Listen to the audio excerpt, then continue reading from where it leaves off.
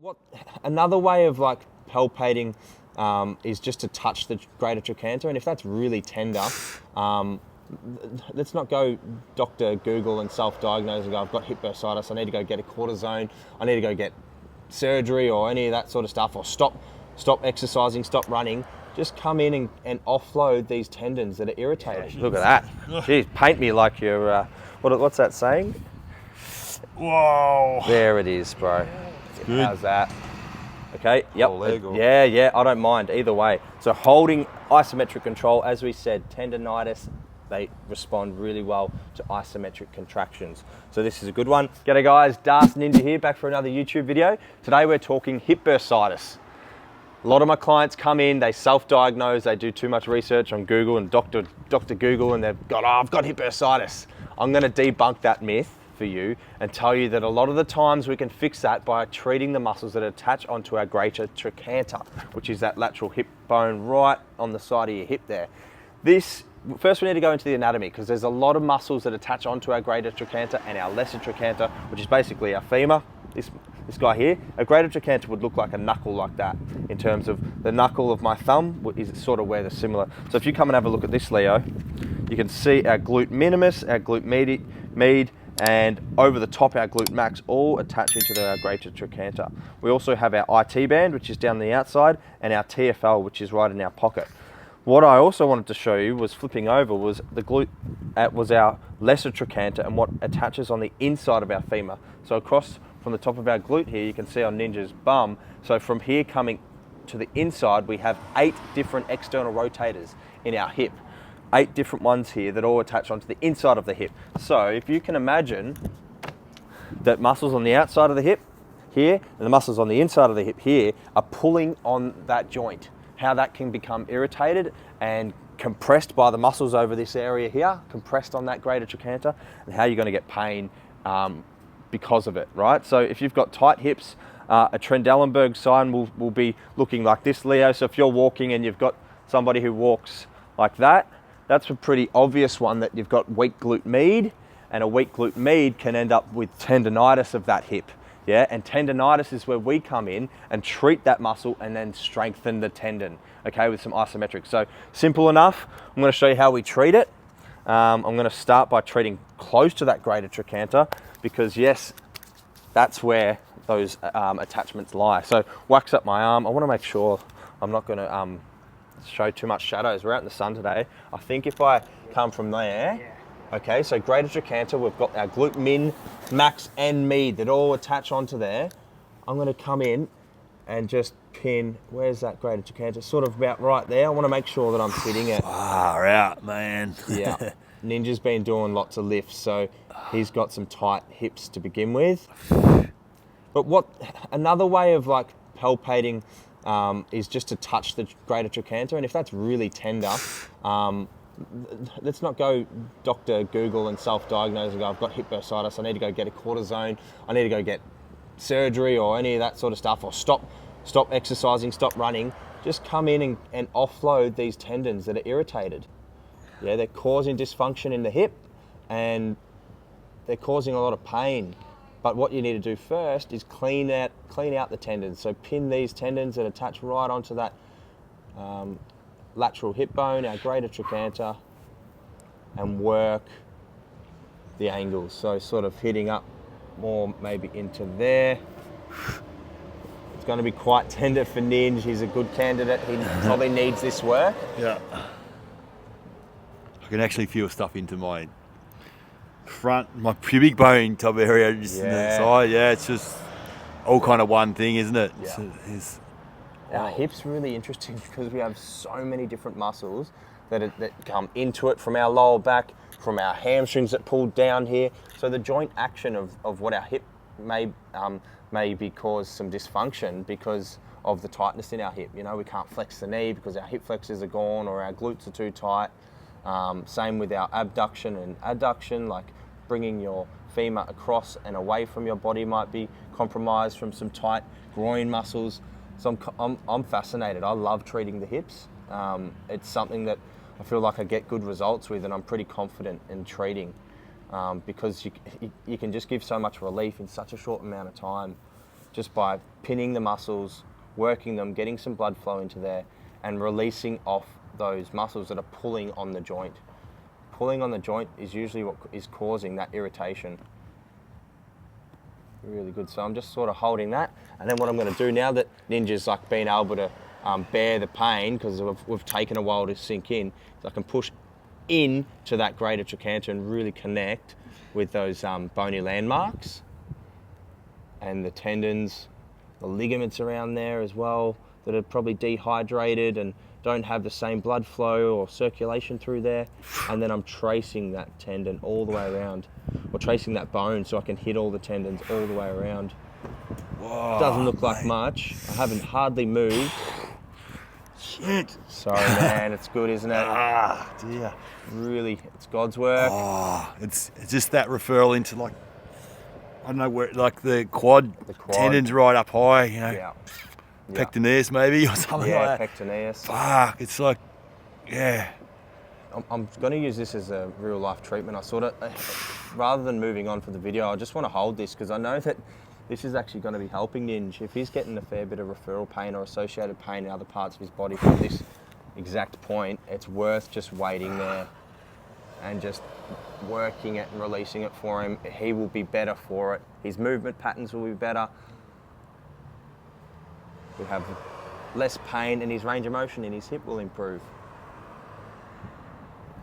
Brilliant. Starting to ease or? Yeah, a bit. Good. It's good, man. It's really good. It's sort of, you can go through it. It's sort of just, just a little bit of, bit tender. Yeah, a bit uncomfortable in the front there. Yeah. But I can really feel the therapeutic benefits in where he's actually, the site where he's working. Yeah. There's just some sort of nerve stretch or just something specific for me in this instant that I didn't have awareness of, you know? Yeah. So, yeah. So that's hitting our glute med and probably our glute min, just the little angle changes that I made. Come over here, Leo, you can see the redness, see exactly where I was. That's really cool. Palpate that bony landmark, and then you can start to play around with, let me get the angle right here, man. How can I, there we go. So start to play around with sort of pushing into that as well. So if I just get that a bit out, that's bone, bone, bone, bone, and then you can see that I can angle onto that there. And we've got 3 little burses that sit on these different parts of the bone, and they're fluid-filled sacs that are meant to help with fluids meant to sort of lubricate the joint and help with the movement. But yeah, they can be irritated, mostly from compression. So if you're sleeping on this side, you're compressing that hip, you're going to irritate that greater trochanter. So you can relieve that by sleeping on the other side or sleeping more on your back. And also then strengthening the muscles in our glutes, mostly our abductors, our hip abductors. Gee, that took me 3 times, Ninja. Got a ninja stutter. Today, Junior. So yeah, working different angles there. Here, again, that's our bone. That little mole there's perfect, Ninja. You've got a little mole. And we can work. Some money spot tattoos, mate. Money spot tattoo. I'm going to get them all around. So actually, a thumb is really good because I can start to feel the structure of that bone and figure out that I can like change the angles. And oh, that's like a really like tendon. That's a really flicky tendon just there. And I can push into that. You'll be surprised how much relief you can get doing this yourself as well. So getting a massage ball and just lying on this hip and pinning your glute med. A lot of runners will get this. As I showed you before with that Trendelenburg side, if your hips moving laterally side to side because of the weakness in your glutes, you're going to cause irritation on this because of the stretch that you're putting on that joint. If you can imagine how much stretch that is, you know, if I'm doing that, do that yourself while watching. It feels crap. Yeah, it's not how that joint is meant to sit. Irritates it. So bring that back in. Okay, I want to have another little feel of what's going on underneath here. So TFL is probably right there, but our TFL attaches into our IT band, this lateral iliotibial band that comes into the side of our knee. So if I go into into our TFL, I'm going to help release off that goes into our greater trochanter. I'm going to help not only release off that hip pain, that lateral hip pain, we're also going to help with the knee, the side of the thigh. So, sorry, Leo, you're not gonna, yeah, there it. Actually, let's get your sideline, bro. It'll look better on camera. There's too many, yeah, look at that. Jeez, paint me like you're, what's that saying? Whoa. There it is, bro. Good. How's that? Really tender muscle. It's a hip flexor, it's an internal rotator, and it helps with abduction as well. It's good. It's good. So not a lot of pressure, sinking right into there. This is probably one you really need to go to with a foam roller or a massage ball, is just get the ball, find where your pocket is on your shorts, and go about center of that. Right there. Clean it out. Yeah, there. Right there, Ninja. Yep. Referral pain down the shin or the side of the thigh, or what are you getting? Local. Local. But I have felt it into like perineals and ankle before, like Yeah. from this spot. Yeah. So it's one of those spots. They're not nice getting treated, the old TFLs. Not at all, man. I'll show you a dynamic one. It'll probably hide a little bit, but if I was to grab Ninja as much as I can there, I can bring him up, shorten it, and down. A little bit of wind there's not helping. That's all right. It's all right. We got this. Good. We're desperate for some sun, aren't we, man? Yeah, man, we want it. 20 degrees today, we'll take that. It's 2 degrees overnight Celsius. Wow. Up in the Linda. Fresh. It's cold as shit. Fresh. Okay, so worked all those muscles on the lateral hip. I just want to show you one more. Ninja, go flat on your back again. On the back or front? Sorry, flat on your front. Yeah. You can see those red gouges where we've worked. Yep, it looks really good. And then I'm just going to come from this side so I'm not shadowing Ninja. I would also, if you've got hip pain, the money spot in there, you've got to go into that. You guys know about our money spot. You've got to hit right onto that bone and pin and work that, because that can also be causing lateral hip pain or pain in the front of the hip just from an overactive QL or overactive erector that's quite angry and compressed. Okay, so work the money spot. We do that for however long until that releases, but then I really want to make sure that we're hitting, you saw all those externa obturatus, our piriformis, our internus obturatus. There's 8 of them. I can't name them all, sorry guys, but if you go from here to there, straight in the middle and hit them, these guys are going to be pulling on our lesser trochanter. So think of that femur.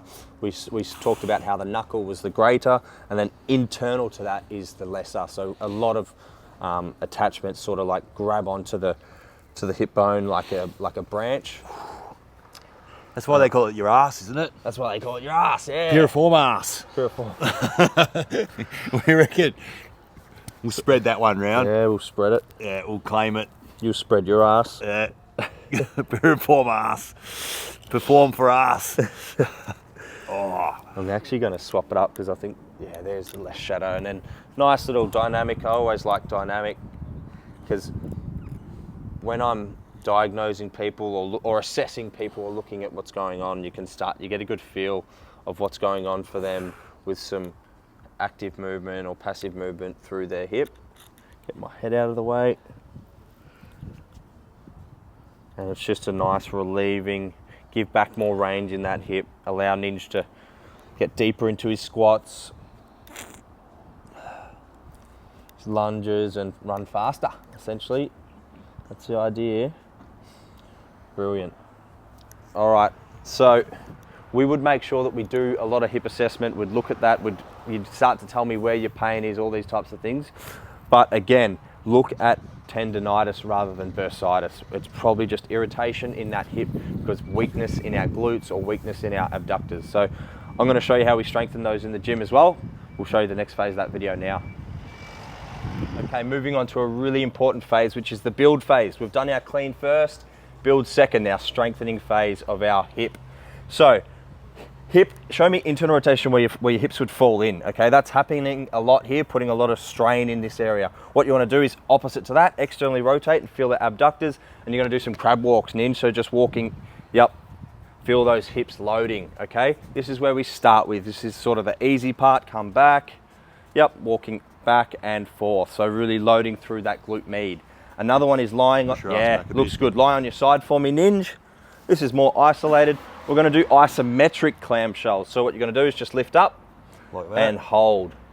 Okay, yep. Whole leg or... Yeah, I don't mind either way. So holding isometric control, as we said, tendonitis, they respond really well to isometric contractions. So this is a good one. You can then lengthen the leg, bring it behind you, and again, hold up there. Brilliant. So this is another one. It's making sure that his pelvis doesn't roll too far back, and we're using those glute max here, as well as glute med. So again, strengthening that hip capsule, and hold for about 30 seconds. So he's done his crab walks, he's moved on to this isometric lateral hold, so hip abductors or clamshells. Good.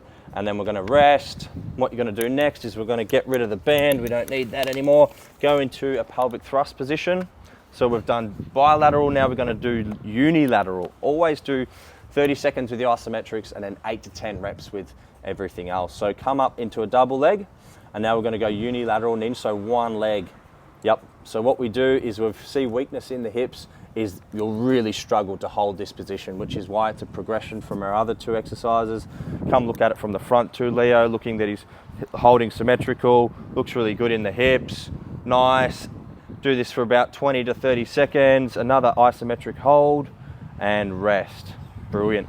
Stand up, we've got two more progressions. All right. Next one is just an iso lunge. You know it, Ninja, you've done it plenty of times. Yeah. 90-90 at the front of the hip, 90-90 at the back. Brilliant, and we hold. Nice. So at this point, we've got a lot of load through his calf, a lot of load through his quad, which we love these compound exercises where we're getting multiple muscles stabilizing the hip. We've got his core involved, we've got his glute, yep, we've got hammies, good, and again, another 30 seconds, so I reckon that's pretty close to that, Ninja, looking really good, and have a rest. Last one, bilateral, maybe more challenging than that one again, is just a single leg RDL. So Ninja's gonna stand up, and he's gonna come back, he's gonna put both hands to the middle of his ankle, and coming up. Yep, so if you can Ninja with that, with your leg, see if you can get it going straight back like that. Good, a little bit more balance, a little bit more coordination. Yep, it's harder than the rest. Nice and slow and controlled. Nice and slow and controlled, Ninja, you know it. Back. Yeah, whoa. That's all part of it. It's all part of it. Those stabilizing muscles are really counteracting him from falling over. That's the important part. Good, and coming up. Try it on the other leg. I wonder if you're any better on the other leg. Maybe not. Maybe not. We'll see. Yeah, a bit better, man. And come up. But yeah, those little wobbles, that's the good part. That's where we can see improvements, and that's where when we're wobbling, we know that our muscles are really counteractive and counterproductive to stopping you from falling over and making a fool of yourself. So there's 4 exercises you can do, as I said, 8 to 10 reps or 30-second holds, a couple of times a week if you've got this stuff going on. But start by getting some body work. Clean first, build second. If you don't have a practitioner close to you, use a ball, get your partner to do it, but just make the trip on down, I reckon. Wherever you are in the world will be worth it. We'll fix your hips up. So thanks for watching. We'll see you next time. Done.